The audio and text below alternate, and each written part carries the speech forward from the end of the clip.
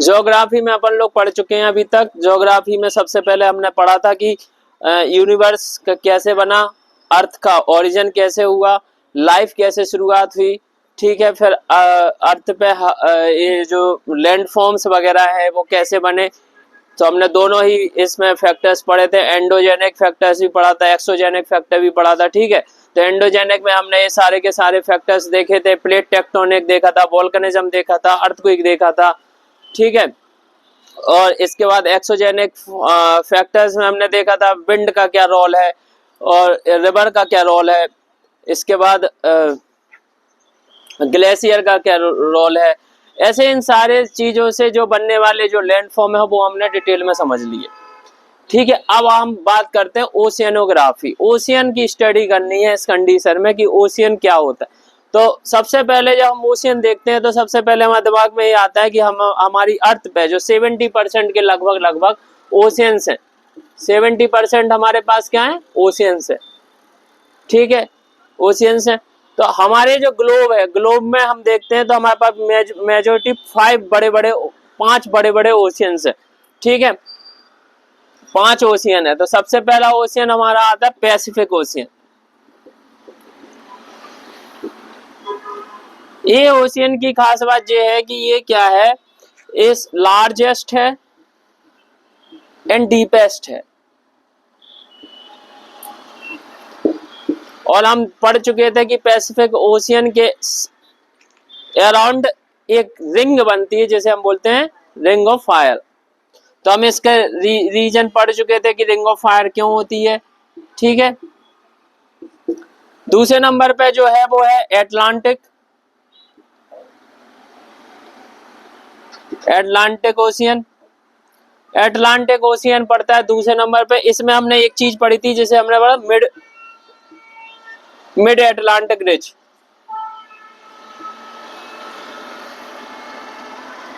ये देखा था हमने मिड एटलांटिक रिज। तीसरे नंबर पे हम देखते हैं तो हमें पड़ता है इंडियन ओशियन।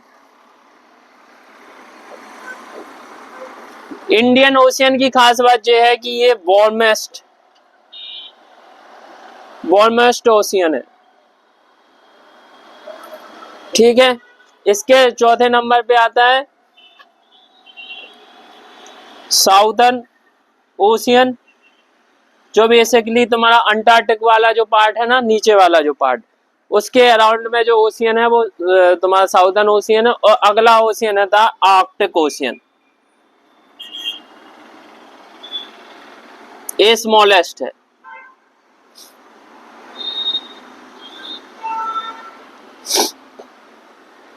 ठीक है। और साउदर्न ओशियन की खास बात है कूलेस्ट है। तो ये 5 ओशियंस है जनरली। इन्हीं ओशियन, ये तो हमने डिवाइड कर दिया, जनरली ओशियन तो एक ही है, ठीक है, सब एक दूसरे से लिंक है। ये तो हम अपनी स्टडी अपने फायदे मतलब उसको समझने के लिए हम उनको क्या कर देते हैं, डिवाइड कर दिया, और उनमें अलग अलग प्रॉपर्टीज हैं तो हमने उस हिसाब से हमने उन्हें क्या कर दिया, डिवाइड कर दिया। तो ये पांच टाइप के ओशियंस हैं। इसके बाद हमें पढ़ना है कि जब हम ओशियंस को देखते हैं, जैसे हम कॉन्टिनेंट पर खड़े हुए, अभी हमने कॉन्टिनेंट पढ़ लिए, कॉन्टिनेंट में हमने देख लिए माउंटेन देख लिए, प्लेट्यू देख लिए, रिफ्ट वैलीज देख ली, नॉर्मल रिवर वैलीज देख ली, सब कुछ देख लिया, मतलब प्लेन्स वगैरह, ये सारी चीजें हमने समझ ली, ठीक है। तो अब हम कॉन्टिनेंट पे खड़े हुए हैं। अब हम कॉन्टिनेंट से देखते हैं, क्या देखते हैं, ओशियन दिख रहा है हमें सामने।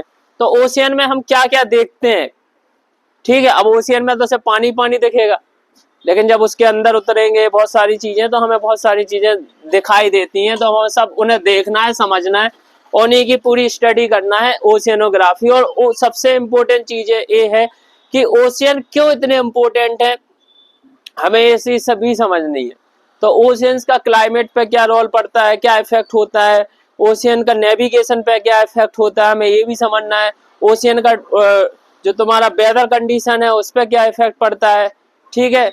और टेम्परेचर, सैलिनिटी, डेंसिटी, ये सारी चीजें हमें समझनी है। तो ये ऐसे मैरीन बायोडाइवर्सिटी कैसे इम्पैक्ट होती है, सारी चीजें हमें समझनी है।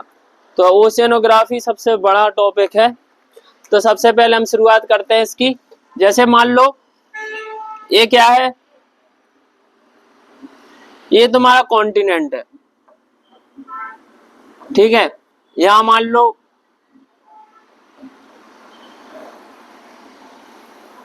ठीक है, ठीक है, तुम हो, ठीक है। तो तुम जैसे जैसे जब कॉन्टिनेंट कॉन्टिनेंट ऐसे तुम खड़ी हो, सामने तुम्हारा समुद्र दिख रहा है, तो तुम सीधी अगर इस पे छलांग मारोगे तो सीधा तुम सीधा नीचे नहीं पहुंच जाओगी। ठीक है, तो तुम्हें सबसे पहले क्या मिलेगा, पहले अपन समझते हैं इसकी फिजिकल प्रॉपर्टीज। तो सबसे पहले इसका शेप स्ट्रक्चर में सबसे पहले क्या आता है, तो सबसे पहले तुम्हें मिलेगा क्या, कॉन्टिनेंटल शेल्फ।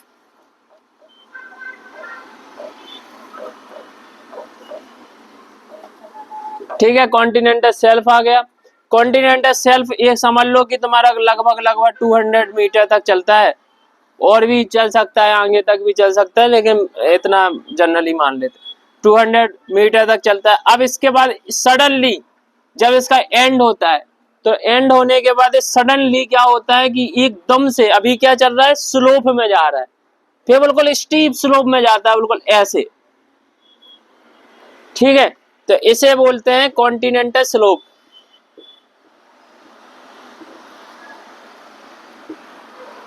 और तुम्हें बताओ कि हमारी जो नदियां हैं, सारी चीजें हैं, वो सेडिमेंट वगैरह वगैरह जितना भी जाता है वो सब समुद्र में जाके मिलता है।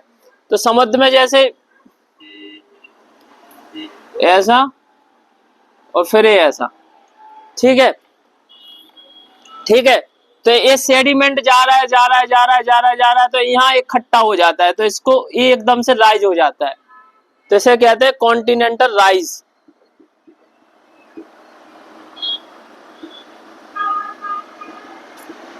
और कॉन्टिनेंटल राइज के बाद जो कहानी शुरू होती है वो होती है एक बॉटम ऑफ द सी। तो इसे क्या बोलेंगे, एबेसल प्लेन। ये चार चीजें अभी तुम्हें यहाँ पे मिलती हैं ओशियंस में। तो सबसे पहले यहाँ सब में पानी भरा हुआ है, ठीक है, पूरा पानी पानी भरा हुआ है। तो सबसे पहले मिलेगा कॉन्टिनेंटल शेल्फ। तो ये ऐसा नहीं होता है बिल्कुल ऐसा, बिल्कुल मतलब तुम जैसे जैसे जाते जाओगे तो चलते चलते चलते गहराई बढ़ती जाती है। ठीक है, अब तुम ये बताओ, कॉन्टिनेंटल शेल्फ 200 मीटर तक फैला हुआ है लगभग लगभग। तो इस पहले इतना समझ में आ गया। तो और अभी अभी और चीजें समझते हैं। तो एबेसल प्लेन है। अब हमने देखा था कि एबेसल प्लेन जो है वो बिल्कुल फ्लैट नहीं है, देखा था। क्यों? क्योंकि यहाँ पे टेक्टोनिक प्लेट्स होती रहती हैं, ठीक है। तो यहाँ पे लैंडफॉर्म भी बनते रहते हैं। तो कौन कौन से लैंडफॉर्म बनते हैं? जैसे सबसे पहले हमने देखा था रिजेस बनती हैं। रिजेस क्या होती है? वो अपलिफ्टेड पार्ट होता है जो वोल्केनो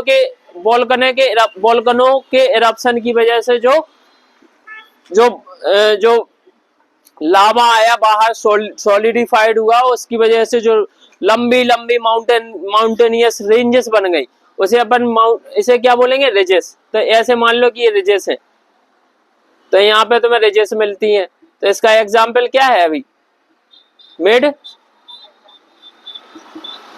मिड एटलांटिक रिज, ठीक है। और क्या एग्जाम्पल है? East Pacific rise. ये दो ऐसे एग्जाम्पल्स हैं, और भी बहुत सारे हैं, अपन अभी ये ऐसे बेसिक बेसिक समझ। तो हमें क्या मिलता है? अब एक समय ऐसा आता है कि जैसे मान लो कि एक चीज हमें मिल गई, दूसरे नंबर पे इसी के ऊपर मान लो कि बहुत सारा एक्यूमुलेशन होने लगा और एक्यूमुलेट होने लगा, ठीक है। तो इसमें क्या हो रहा है? एक माउंटेन की तरह बन रहा है, तो इसे क्या बोलेंगे? सी माउंट,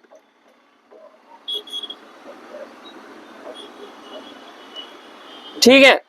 और जब ये ऊपर आ जाए, समझ में आ रहा है ये सारी चीज? ये कॉन्टिनेंटल राइज था, जब ये ऊपर आ जाए ऐसा, ठीक है, और ये ऊपर वाला पार्ट इसका खत्म हो गया, सिर्फ ऐसा बचा हुआ है, ठीक है, ऊपर तक, तो इसे बोलेंगे ग्योट,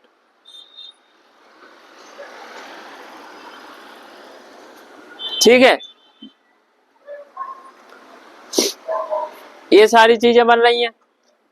अब मान लो कि ये चीज और फैलती जा रही है, फैलती जा रही है, फैलती जा रही है, ठीक है, ऐसे ही ऐसे।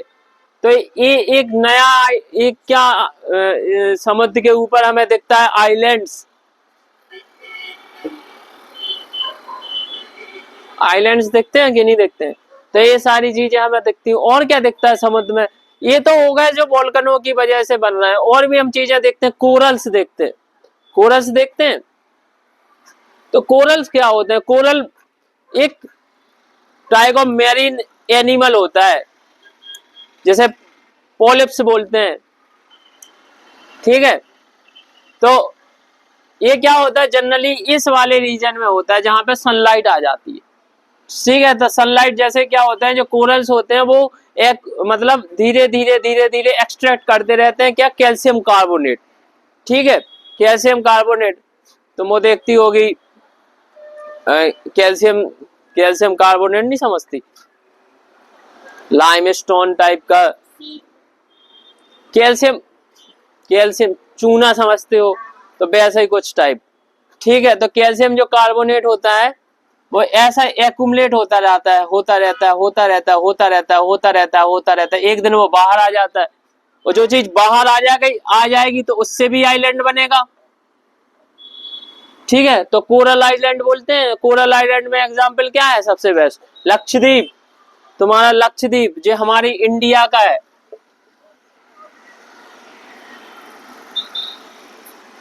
जो लक्षद्वीप है वो तुम्हारा कोरल आइलैंड है। मालदीव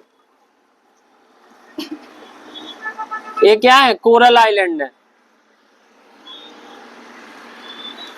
ठीक है। कुछ आइलैंड ऐसे होते हैं, अब से समझ रही हो, मतलब ये पूरे के पूरे ओशियनोग्राफी में हम सबसे पहले ये समझते हैं कि यहाँ पे कौन कौन से फीचर्स हमें मिलते हैं। तो ये फीचर समझ में आ रहा है धीरे धीरे। अब ये तो आ गया बाहर, जो बाहर नहीं आता। तो देखो, तो कोरल्स में भी हमें दो, ये अभी हम सिर्फ इतना ही समझ रहा है कि कोरल्स होते मतलब जनरली होते क्या है, कोरल्स एनिमल्स होते हैं जो पॉलिप्स बोलते हैं। पॉलिप्स क्या होते हैं? कैल्शियम कार्बोनेट एक्सट्रैक्ट करते जाते हैं, तो धीरे धीरे उस पर क्या होता है, एक परत चढ़ेगी, फिर उसके बाद जो पॉलिप्स मर जाएंगे, फिर दूसरा उस पर पॉलिप्स चढ़ाएंगे, तो दूसरा पॉलिप्स, ऐसा चढ़ते चढ़ते मिलियंस ऑफ ईयर में ये चीज बनती चली गई, ठीक है। तो देखो सबसे पहले इसमें जो क्या है, ये चीज है, ये कॉन्टिनेंट है। कॉन्टिनेंट मतलब अगर यहाँ समुद्र है तो क्या है? कोस्टल रीजन है। कोस्टल रीजन है कि नहीं है? तो अगर कोरल्स यहीं पे बन गए, मतलब कॉन्टिनेंट के बिल्कुल चिपक के बन गए, तो उन्हें क्या बोलोगे? क्या बोलोगे? फ्रिंजिंग, फ्रिंजिंग कोरल्स,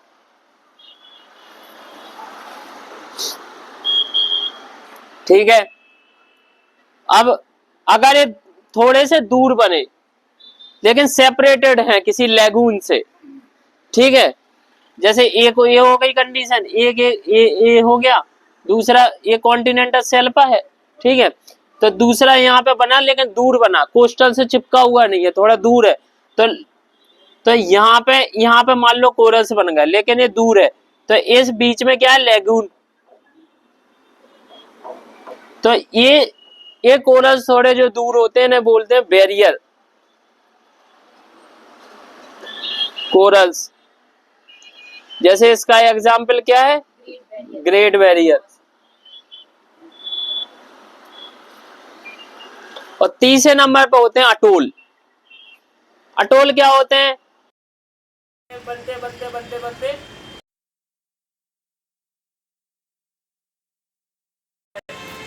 गए और ऐसे ऐसे बन गए, ठीक है। एक ऐसे चक्का टाइप का, ठीक है। जब वो ऊपर आ गए, ठीक है, और उसकी वजह से पूरा एक ऐसे बन गए, ये चारों तरफ क्या है? लगे हुए हैं, ठीक, तो बोलेंगे अटोल। तो हमें समझ के सारे ज्योग्राफी मिलते हैं ओशियंस में। जब हम देखते हैं तो हमें क्या क्या मिलेगा? बहुत सारी चीजें मिलती हैं। हमें सबसे पहले कॉन्टिनेंटल शेल्फ मिलेगा, कॉन्टिनेंटल स्लोप मिलेगा, कॉन्टिनेंटल राइज मिलेगा, एबिसल प्लेन मिलेगा, एबिसल प्लेन के बाद हमें रिजेस मिलेंगी। रिजेस अगर थोड़ी सी ऊपर माउंटेन के फॉर्म में उठ गई तो उसे सी माउंट बोलेंगे। उसके ऊपर उठ गई और ऊपर उठ गई और ऊपर उठ गई कि समुद्र के मतलब सरफेस तक आ गई तो उसे ग्योट्स बोलेंगे। ठीक है, लोग तो कहीं भी रह लेते हैं। ये यहाँ पे क्या है कि जैसे ये चीज है, अब वो आ गई और ये सी सरफेस के बिल्कुल थोड़ा सा बिल्कुल बिल्कुल वैसा है और फ्लैट हो गया वो घिसते घिसते। ठीक है, अब छोटी सी जगह है नोक के फॉर्म में, तो वहां पे पेड़ मेड़ जम जाते हैं। ऐसे तुम देखते नहीं हो बहुत सारी समुद्र में देखोगे तो बहुत सारे छोटे छोटे से वो बने हुए होते हैं जहाँ पे कोई रह नहीं रहा है लेकिन पेड़ मेड़ लगे हुए हैं। तो ऐसे, और आइलैंड क्या होते हैं, आइलैंड थोड़े से जब ये बहुत ज्यादा एक्सट्रीम ऐसे फैल जाते हैं कि जहाँ पे अच्छा खासा स्पेस है रहने के लिए, तो वो भी जगह नहीं है लेकिन लोग बस गए। ठीक है, लोगों को जहां जगह मिली वहां बस गए। ठीक है, तो ये आइलैंड हो गया।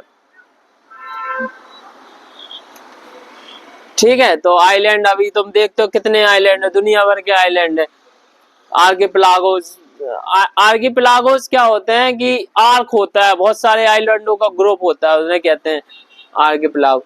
ठीक है, तो ये सारी चीजें समझ में आ गई, ये समझ में आ गया। ऐसे कोरल्स हमें समझ में आते हैं कि ये जो कोरल्स क्या होते हैं, ठीक है, कैल्शियम कार्बोनेट जब पॉलिप्स जो होते हैं वो धीरे धीरे धीरे धीरे धीरे धीरे जब एक्यूमुलेट होते जाते हैं layer by layer layer by layer layer by layer, ठीक है, तो वो चीज जब उनके क्या होता है, एक पूरा पूरा एक घर सा बन जाता है वो।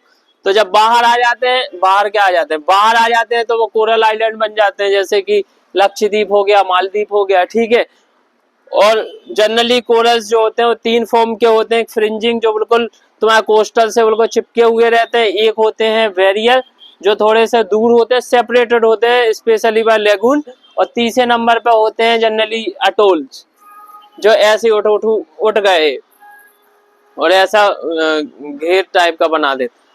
ठीक है, इनके वो देख लेना पिक्चर तो ज्यादा अच्छे से समझ में आ जाएगा। हमारे यहाँ जो फ्रिंजिंग कोरल्स मिल जाते हैं तुम मुंबई मुंबई गुजरात कोस्ट है, तो यहाँ पे तो फ्रिंजिंग कोरल्स मिल जाएंगे। तो ये हो गया सबसे पहला पार्ट। अब इसमें क्या है, तुम्हें देखो ये चीज तो ठीक है, लेकिन अब सबसे इंपॉर्टेंट चीज है कि यहाँ पे मिनरल्स कौन कौन से पाए जाते हैं। ठीक है, ये बहुत इंपॉर्टेंट चीज है। तो कॉन्टिनेंटल स्लोप, अब देखो इस चीज को, ये चीज सब समझ में आ गया कि नहीं आ गया।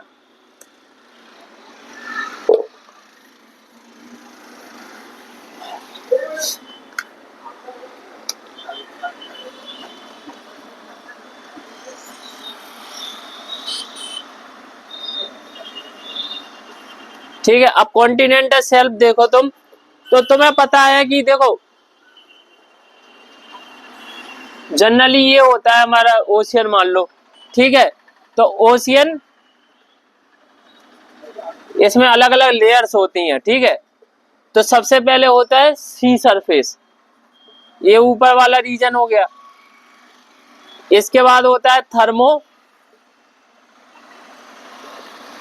थर्मोक्लाइन, नाम सुना है इनका कि नहीं सुना। और नीचे होता है बॉटम सी। ये चीज कुछ नहीं है, इसमें देखो जो सनलाइट होती है इससे पता चलता है। तो देखो जब ऊपर वाला रीजन होगा तो वहां पे क्या होगा, सनलाइट रहती है। तो ये देखो तुम कॉन्टिनेंटल, इस सब को हटा दो,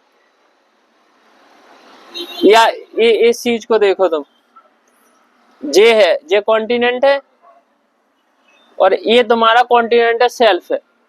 ठीक है, तो तुम ये बताओ कि यहाँ पे सनलाइट होगी सबसे ज्यादा कि नहीं होगी, और जहां पे सनलाइट होगी वहां पे क्या होंगे, वहां पे माइक्रो ऑर्गेनिजम्स होंगे कि नहीं होंगे। वहीं पे तुम्हारी सनलाइट होगी, जहां पे वहीं पे तो तुम्हारी फोटोसिंथेसिस हो रही होगी, तो वहां पे क्या होंगे,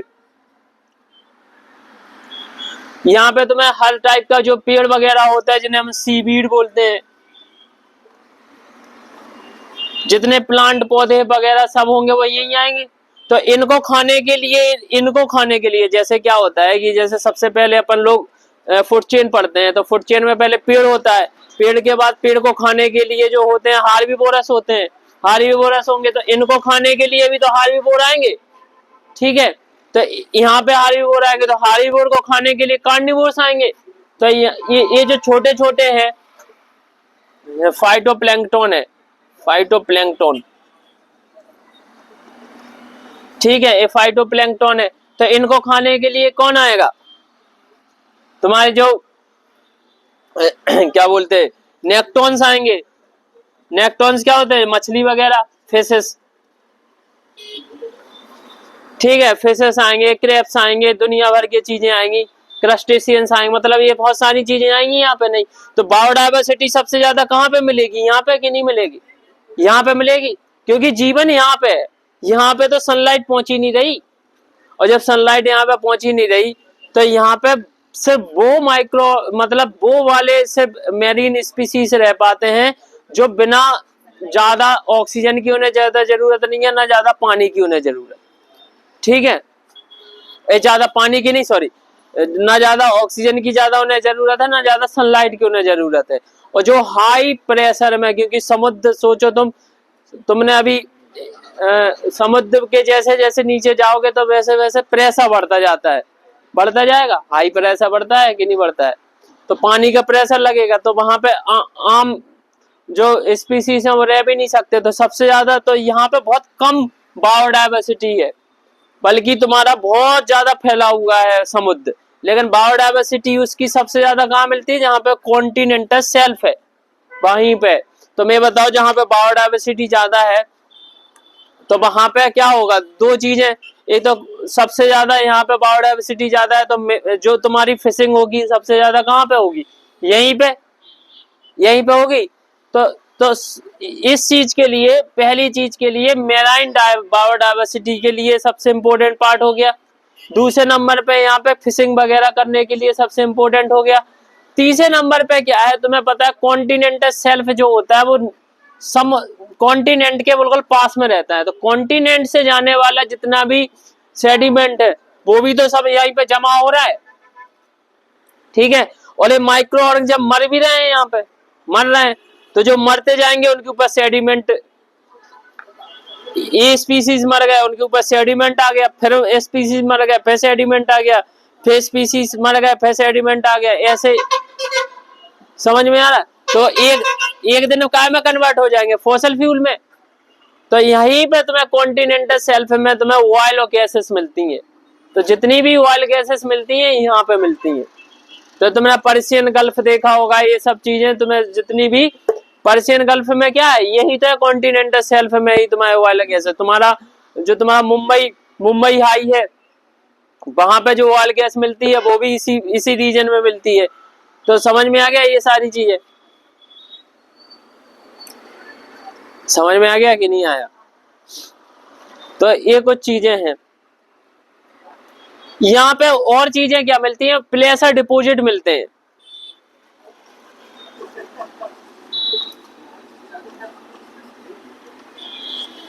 प्लेसर डिपॉजिट्स भाई देखो हर जगह जहाँ सेडिमेंट होते हैं, जहाँ पे सेडिमेंट हो गए तो वहां पे क्या होगा, रॉक्स के छोटे छोटे ऐसे फॉर्म रहेंगे, और लेयर बाय लेयर रहेगी, तो वहां पे कौन से डिपॉजिट बनते हैं, प्लेसर डिपॉजिट बनते हैं।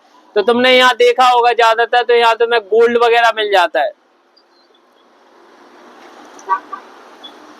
कुछ बीचेस में तो ऐसा भी है कि तुम्हें मोनाजाइट सैंड, मोनाजाइट नाम सुना है, मोनाजाइट,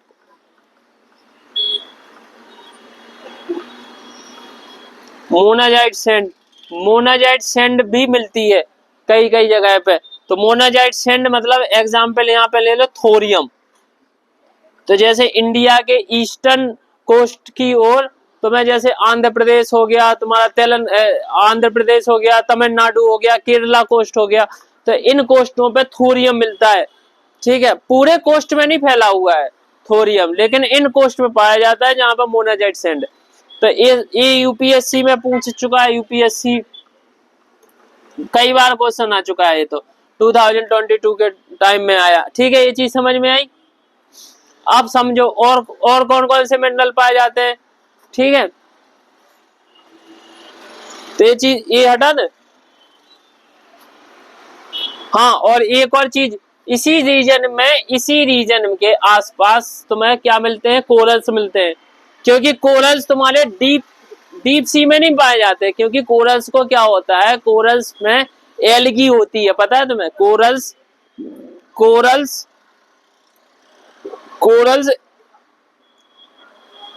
एल्गी के साथ जूजेंथेलिया बोलते हैं उसको, तो उसके साथ सिम्बायोटिक रिलेशनशिप में रहते हैं कोरल्स। और एल्गी का काम क्या होता है, फोटोसिंथेसिस करना, और ये क्या बनाएंगे, फोटोसिंथेसिस करके एक कोरल्स को खाना देंगे और कोरल्स इनको क्या देंगे, शेल्टर देंगे। तो इसलिए सिम्बायोटिक रिलेशनशिप में रहते हैं, और जो सिम्बायोटिक रिलेशनशिप में रहेंगे तो ये कहाँ पे सनलाइट होगी, वहीं तो एल्गी रहेंगे, तो सनलाइट कहाँ पे रहेगी, इसी रीजन में, ठीक है। तो यहाँ पे तुम्हें कोरल्स मिलते हैं, कोरल्स में one of the highest biodiversity पाई जाती है, even greater than evergreen forest. Evergreen forest में तुम सबसे ज्यादा समझती होगी, एवरग्रीन फॉरेस्ट में सबसे ज्यादा बायोडायवर्सिटी है, तो कोरल से ज्यादा बायोडायवर्सिटी एवरग्रीन में भी नहीं है। अगर क्वेश्चन आता है तो पहले नंबर पे कोरल्स आएंगे, फिर दूसरे नंबर पे एवरग्रीन आएगा, ठीक है। पूरे समुद्र में ज्यादा बायोडायवर्सिटी नहीं है, तो प्रोडक्टिविटी जो सबसे ज्यादा है, जो प्रोडक्टिविटी में अगर क्वेश्चन, ये तुम्हारा एनवायरमेंट का पार्ट है लेकिन जनरली यहाँ कनेक्ट है, तो प्रोडक्टिविटी जो प्रोडक्टिविटी है, सबसे ज्यादा प्रोडक्टिविटी कहाँ पे है, इसी रीजन में, कॉन्टिनेंटल शेल्फ रीजन में। तो ये होता है सबसे पहला, तो यहाँ पे तुम्हें सबसे ज्यादा क्या मिलते हैं, बायोडायवर्सिटी के मामले में ये काम बनता है। तो ये हो गया। अब आते हैं इस वाले रीजन में, ठीक है, अब आ जाओ इस वाले रीजन में। इस वाले रीजन में तुम्हें सबसे इंपॉर्टेंट आज के टाइम में जो सबसे ज्यादा डिमांड जिन मिनरल्स की है, वो है पॉलीमेटालिक नोडुल्स। पॉलीमेटालिक नोडुल्स, ये तुम्हें कहां पे मिलते हैं, इस रीजन में। तो पॉलीमेटालिक नोडुल्स में क्या होता है, कुछ एलिमेंट्स पाए जाते हैं, तो कुछ मिनरल्स यहाँ पे मिलते हैं। तो मिनरल्स कौन कौन से यहाँ पे आते हैं, जैसे निकल तुम्हारा इसमें आता है, कॉपर, कोबाल्ट, मैग्नीशियम। अभी इंडिया, तुमने नाम सुना होगा seaweed authority, international seabed authority है, सुना है कि नहीं सुना है, इंटरनेशनल सीवेड अथॉरिटी है जो अनक्लोज के अंदर आती है, United nation convention of law of the sea, UNCLOS, हाँ, लॉ ऑफ सी, ठीक है। इंटरनेशनल सीवेड अथॉरिटी, इसका हेडक्वार्टर कहां पे है, जमैका,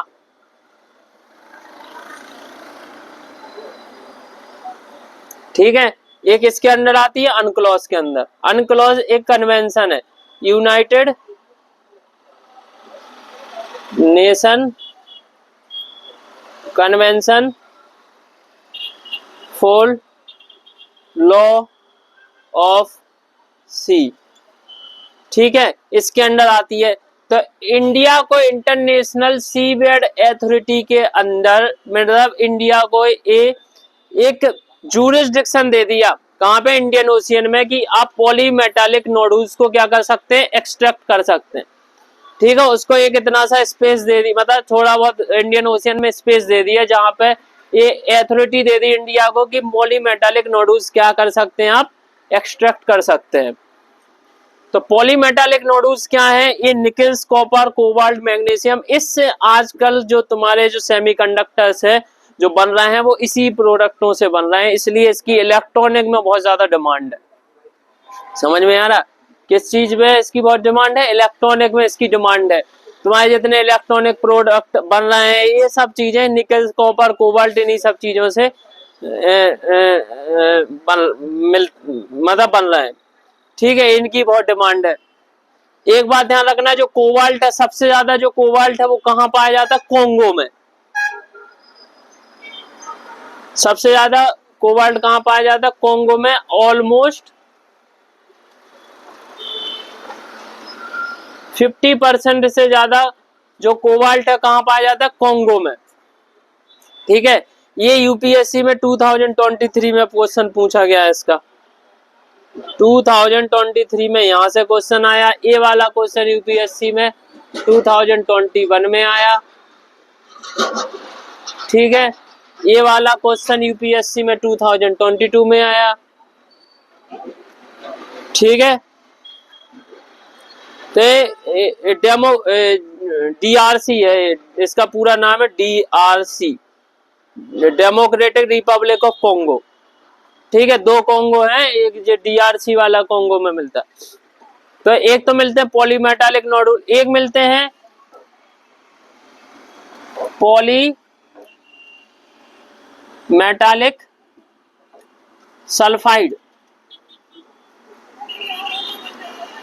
पॉलीमेटालिक सल्फाइड भी मिलते हैं। अब पॉलीमेटालिक सल्फाइड में कौन कौन से तुम्हारे एलिमेंट्स वो मिनरल्स होते हैं? इसमें होता है तुम्हारा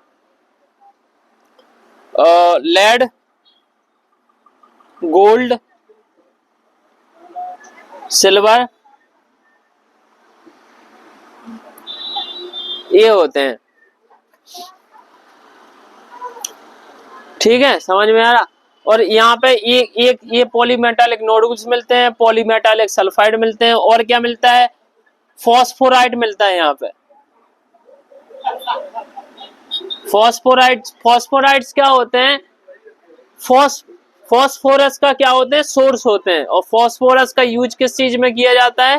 फर्टिलाइजर में। लिख लो, फॉस्फोराइड किसका सोर्स होता है? फॉस्फोरस का। फॉस्फोरस किस चीज के लिए यूज होता है? फर्टिलाइजर के लिए। ये भी 2021 में क्वेश्चन आ चुका है।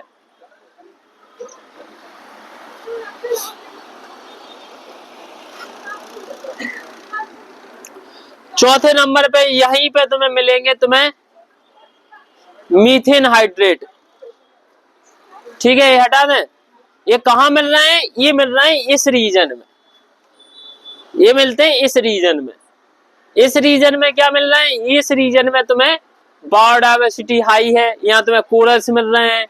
ठीक है, या फिशिंग मिशिंग वगैरह वगैरह सब करते हो। यहाँ पे तुम डीप सी माइनिंग जब आप करोगे इन फ्यूचर में, तब आपको पॉलीमेटालिक नोडुल, पॉलीमेटालिक सल्फाइड, फॉस्फोराइड और मीथेन हाइड्रेट मिलेंगे। मीथेन हाइड्रेट क्या होता है?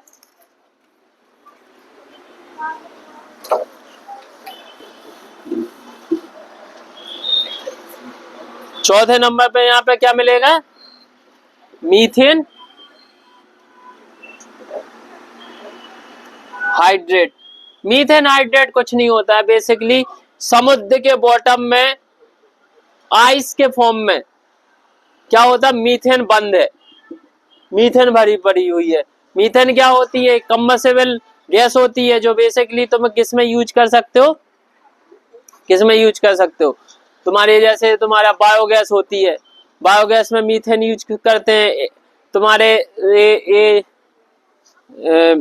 मीथेन इसमें भी यूज की जाती है। एक तुम्हारे ये सीएनजी, हाँ सीएनजी, ठीक है, compress natural gas. Natural gas में भी क्या होती है? मीथेन होती है। ठीक है, तो ये तुम्हारा कोल बेड मीथेन होते हैं। तो यहाँ पे इन चीजों के क्या होते हैं? क्योंकि इसमें मीथेन रहता है, लगभग 80% के लगभग यहाँ पे क्या होता है? मीथेन होता है। तो इसे मीथेन हाइड्रेट बोलते हो। मीथेन का यूज आप काय में कर सकते हो? काय में यूज कर सकते हो? मीथेन का यूज आप जैसे सीएनजी है, सीएनजी से आज के टाइम में क्या चला रहे हो? तुम पूरी गाड़ियां चला रहे हो। अपन जो 2 सीटर वगैरह देखते हैं, टैक्सी वगैरह देखते हैं, वो सीएनजी बेस्ड है। बहुत सारी गाड़ियां चल रही हैं, तो फ्यूल के फॉर्म में मीथेन यूज होता है। ठीक है, और मीथेन की एक डरावनी बात क्या है मीथेन की? मीथेन एक ग्रीन हाउस गैस भी है, और CO2 से ज्यादा इसकी पास पोटेंशियल है ग्रीन हाउस गैस को फैलाने की। लेकिन मीथेन का ज्यादा इफेक्ट नहीं हो पाता, क्योंकि मीथेन जो एटमॉस्फेयर में है वो CO2 से बहुत कम है। ठीक है, तो ये बात ध्यान रखना। मीथेन, तो मीथेन एक क्या है? पोटेंशियल ग्रीन हाउस गैस है। ठीक है।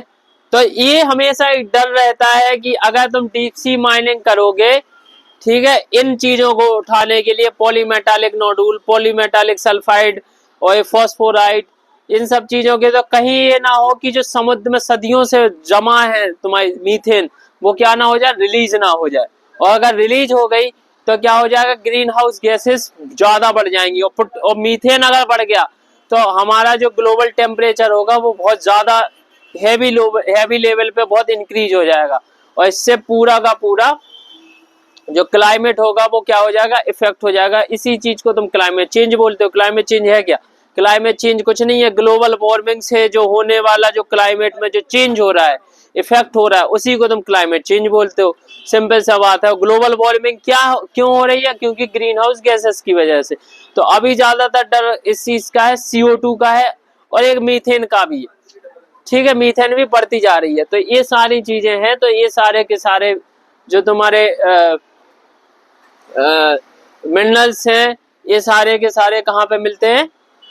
तुम्हारे समुद्र में मिलते हैं। तो अब तुम्हें इतना बेसिक समझ में आ रहा होगा कि समुद्र कितने फायदे, मतलब किस, मतलब मिनरल्स पर्पज से, बायोडाइवर्सिटी के पर्पज से कितने ज्यादा इंपॉर्टेंट है।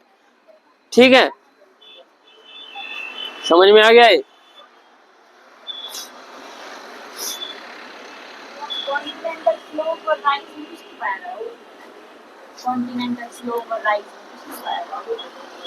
कॉन्टिनेंटल, अब कॉन्टिनेंटल स्लोप में क्या होता है कि यहाँ से सेडिमेंट आया, ठीक है, यहाँ से गिरा और सीधा नीचे पहुंच गया, तो यहाँ पे कुछ रुक ही नहीं पाता। ठीक है, यहाँ से स्पीड में जाती हैं चीजें, तो राइज में चीजें मिलेंगी। यहाँ पे जो सेडिमेंट एक्यूमुलेट हो गया तो यहाँ पे कुछ मिलेगा। ठीक है, तो ये सारी चीजें ढूंढते ढूंढते कहीं ना कहीं मिलती रहती हैं। लेकिन ये मोटा मोटा है कि यहाँ पे कहाँ पे कॉन्टिनेंटल शेल्फ जहाँ पे होगा तो वहाँ बायोडाइवर्सिटी ज्यादा होगी। स्लोप में भी चीजें मिल जाएंगी लेकिन बहुत कम मात्रा में मिलती हैं, क्योंकि वहाँ पे सेडिमेंट रुक नहीं पाते तो सीधे नीचे आ जाते हैं। और जहाँ पे कॉन्टिनेंटल राइज हो रहा है वहां पे सेडिमेंट का एक्यूमुलेशन हो रहा है, मिलियंस ऑफ ईयर से वो सेडिमेंट का एक्यूमुलेशन हो रहा है। तो यहाँ पे कुछ चीजें जरूर मिलती होंगी, ऑब्वियसली बात है मिलती होंगी। ठीक है, ये चीजें हैं, और भी चीजें, और थोड़ा बहुत हमने पहले बता चुका हूँ कि और वो ट्रेंचेस वगैरह जो छूट गई थी, वो ट्रेंचेस भी मिलते हैं वहां पे। जैसे मैरिया ट्रेंच हो गया, मैरियाना ट्रेंच हो गया, कर्माडेक ट्रेंच हो गया, टोंगा ट्रेंच हो गया, पैसिफिक ओशियन में है। तो ये सारे के सारे तुम्हारे कुछ मिनरल्स हमने बता दिए तुम्हारे, ये सारी चीजें। तो ये सबसे पहला पार्ट हो गया तुम्हारा, क्या हो गया, फिजिकल स्ट्रक्चर और उसके जो मिनरल पाए जाने वाले होते हैं, ये है समुद्र। ठीक है,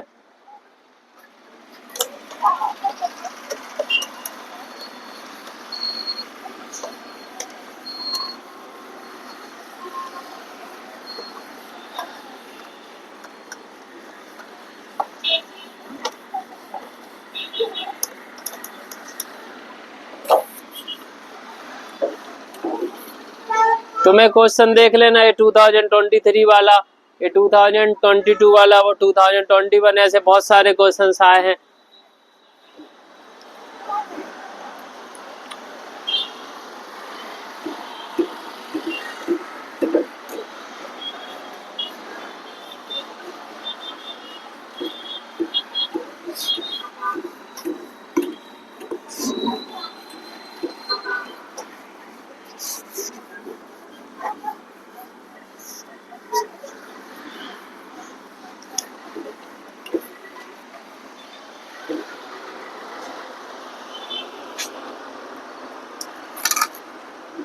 हैं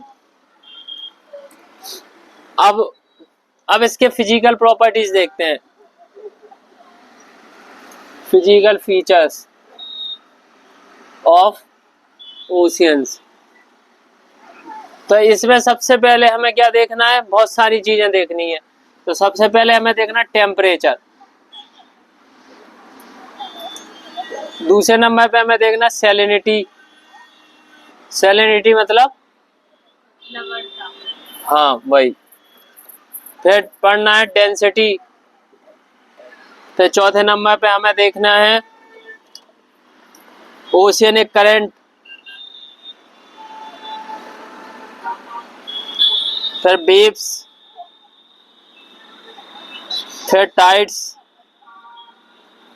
यही सब चीजें हैं तुम्हारी पूरी की पूरी क्या, ओशियनोग्राफी।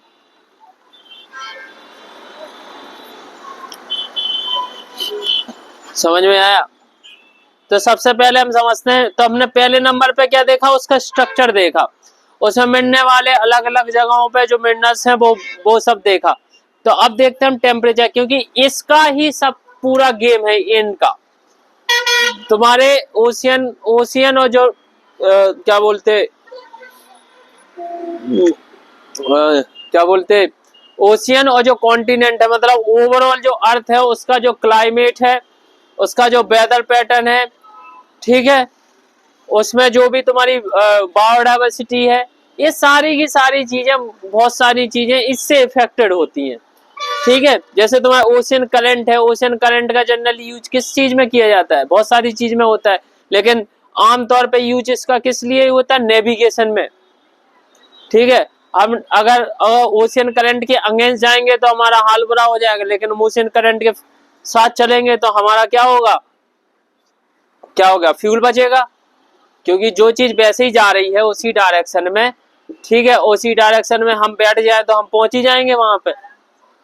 ठीक है, तो इन सब ओशियन करंट, मतलब अभी तो हम तो बताएंगे कि ये सारी चीजों का क्या काम है, लेकिन सबसे पहले हम शुरू कर, मतलब हम ये बताने की कोशिश कर रहे हैं कि इनसे ही अब बहुत सारी चीजें शुरू होती हैं।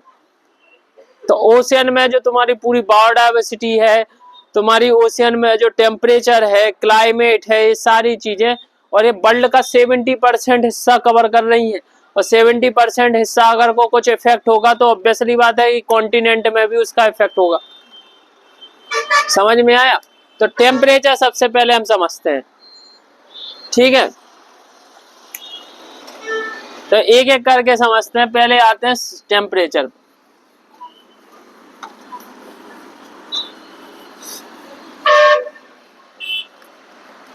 तो टेम्परेचर सबसे पहले आता कहां से है, मतलब ये टेम्परेचर, तो टेम्परेचर जैसे कोई भी चीज गर्म होती है, ठंडी होती है, तो कहां से क्या होता होगा, तो सबसे पहला तो भाई सन है, जो सोलर रेडिएशन है वो सबसे पहला इफेक्ट करता होगा। ठीक है, और जो समुद्र में जियोथर्मल एनर्जी, हमने कल बताया था कि समुद्र के अंदर क्या होता है, जियोथर्मल इम्पैक्ट होते रहते हैं। भाई लावा है, बाहर आया, गर्म हुआ, तो उसकी वजह से भी तो एनर्जी बाहर आ रही है, तो जियोथर्मल इफेक्ट होता है।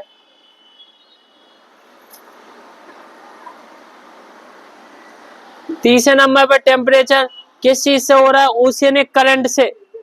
तुमने करंट देखे होंगे, कुछ करंट गर्म करंट होते हैं, कुछ ठंडे होते हैं। ठीक है, तो ओशियनिक करंट हो गया,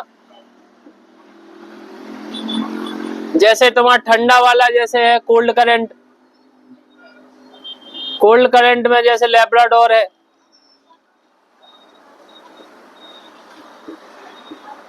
बेंगुला करंट है, हम्बनबोल्ट करंट है।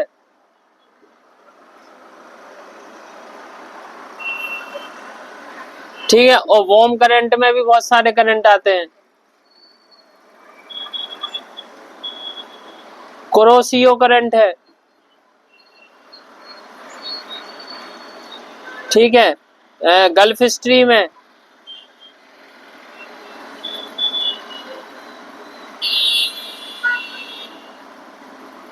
ठीक है, अगोलस करंट है।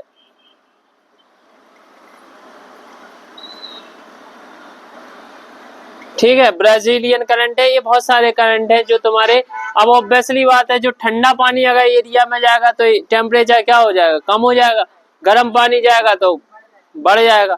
अब अगला इसका इफेक्ट क्या होता है, लैटिट्यूडनल इफेक्ट होता है। ठीक है, लैटिट्यूडनल में क्या है, जैसे मान लो इक्वेटर है, ठीक है, तो इक्वेटर में सोलर रेडिएशन ज्यादा होगी, तो वहां पे चीजें ज्यादा गर्म मिलेगी तुम्हें इक्वेटोरियल ट्रॉपिकल रीजन में, और पोलर रीजन में क्या होगा, ठंडा होगा, क्योंकि वहां पे सोलर रेडिएशन इतनी हो नहीं पा रही। तो लैटिट्यूडनल इफेक्ट है। ये बहुत सारे और भी सारे इफेक्ट हैं, लेकिन ये टेम्परेचर के इतने मेजॉरिटी जो इफेक्ट है जिससे ओशियन का जो टेम्परेचर है वो क्या होता है, इफेक्ट होता है। तो सबसे पहले हमें देखना टेम्परेचर का डिस्ट्रीब्यूशन, ठीक है।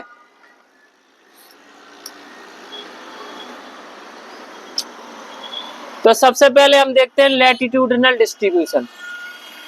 सबसे पहले लैटिट्यूड से पहले हम समझते हैं लैटिट्यूड, हाँ पहले समझते हैं लैटिट्यूडनल। लैटिट्यूड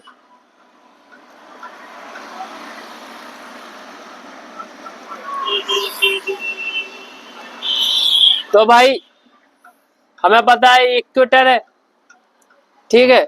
ये तुम्हारा ये वाला रीजन टेम्परेट वो ट्रॉपिकल रीजन है। ये तुम्हारा कौन सा रीजन है, सब ट्रॉपिकल। इसके ऊपर क्या आएगा, टेम्परेट, और इसके ऊपर आएगा पोलर रीजन।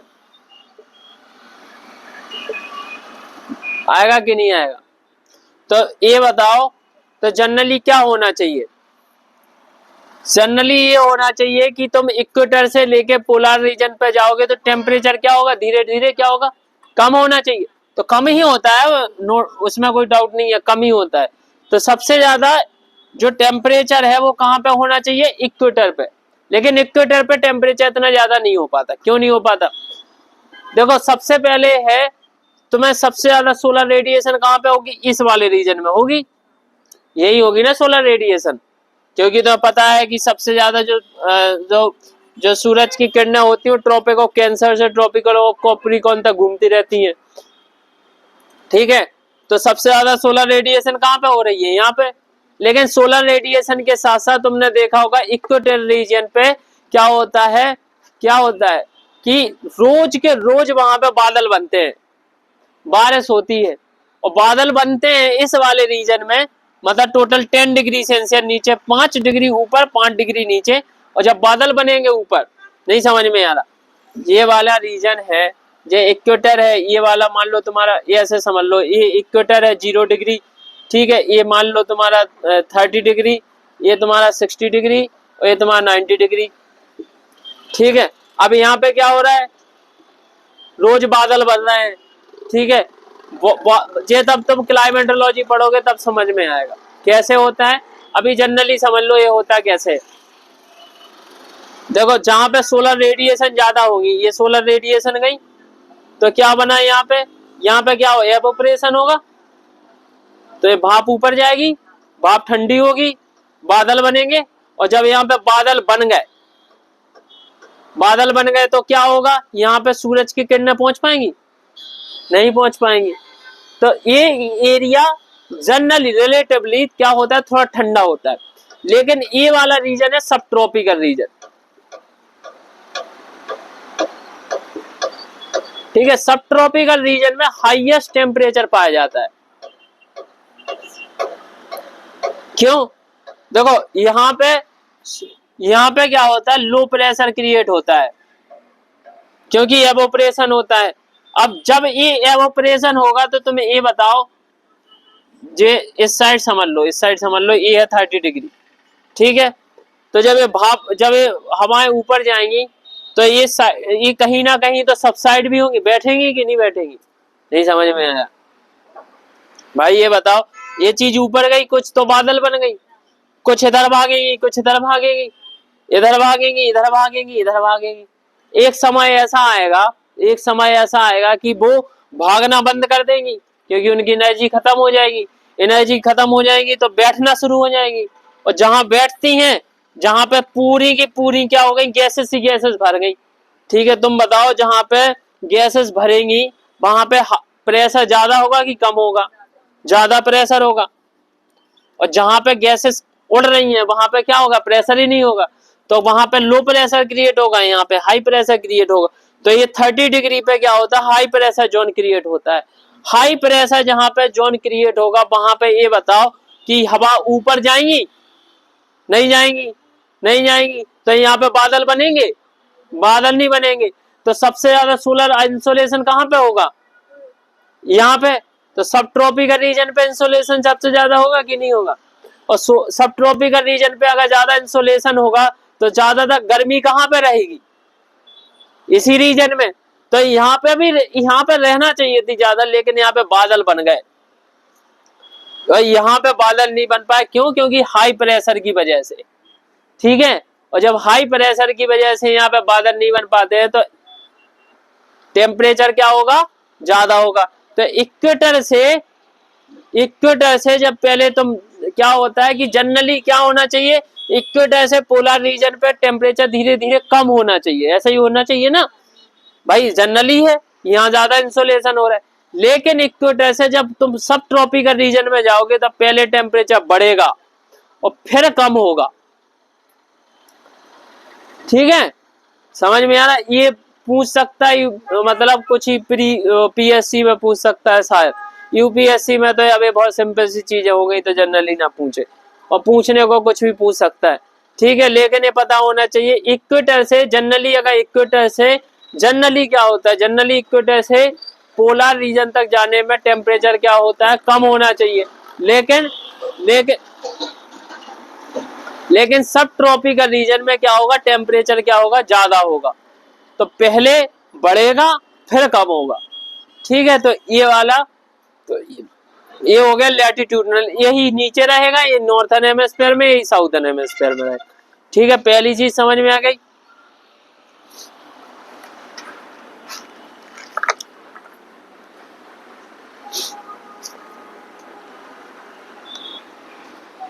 ये हो गया लैटिट्यूड वाला पार्ट, ठीक है। अब आते हैं भाई, अब समुद्र है तो समुद्र के ऊपर सतह पे, ये तो सिर्फ ऊपर ऊपर की बात हो रही है, जब ऊपर की लेयर है। अब आते हैं नीचे, समुद्र के नीचे वाली पार्ट पे बात करते हैं, डेप्थ पे।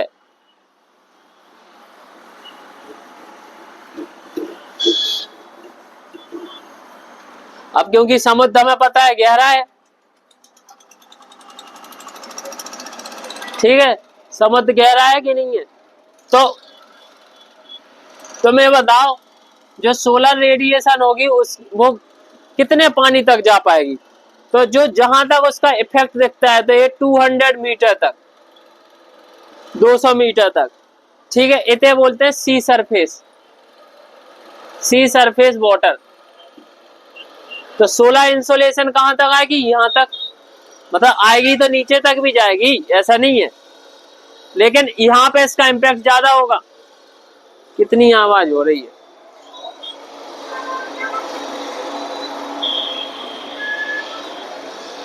हाँ, तो यही सुनाई दे रहा होगा।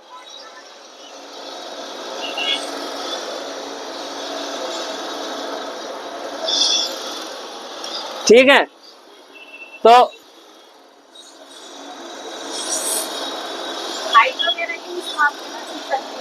क्या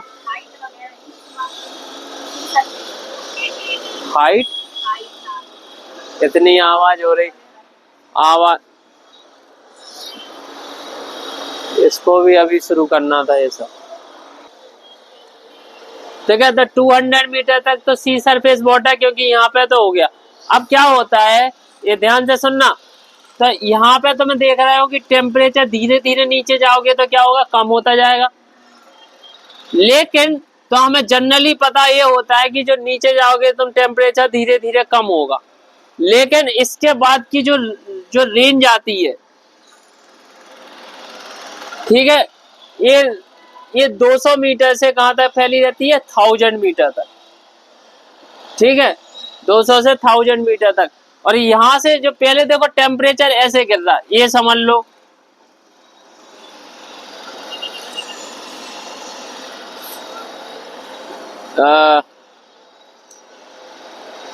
ठीक है, यहाँ पे जो टेम्परेचर है वो ऐसे गिर रहा, समझ लो, ऐसे ऐसे ऐसे, मतलब ऐसे ऐसे गिर रहा, ठीक है। अब क्या होगा कि जब ये लाइन आएगी, इसके बाद 200, यहां से टेम्परेचर गिरता नहीं है, बहुत ही स्पीड में गिरता है। यहाँ पे जैसे गिर रहा है 1-1 मीटर पे गिर रहा, मान लो कि बहुत धीरे धीरे गिर रहा है, ठीक है। लेकिन यहाँ पे जो ग्राफ गिरेगा सीधा, वो जैसे मान लो कि यहाँ पे ऐसे गिरा, तो अब यहाँ पे कैसे गिरेगा, ऐसे सीधा, बहुत स्पीड में टेम्परेचर गिरता है, ठीक है। और इसी को बोलते हैं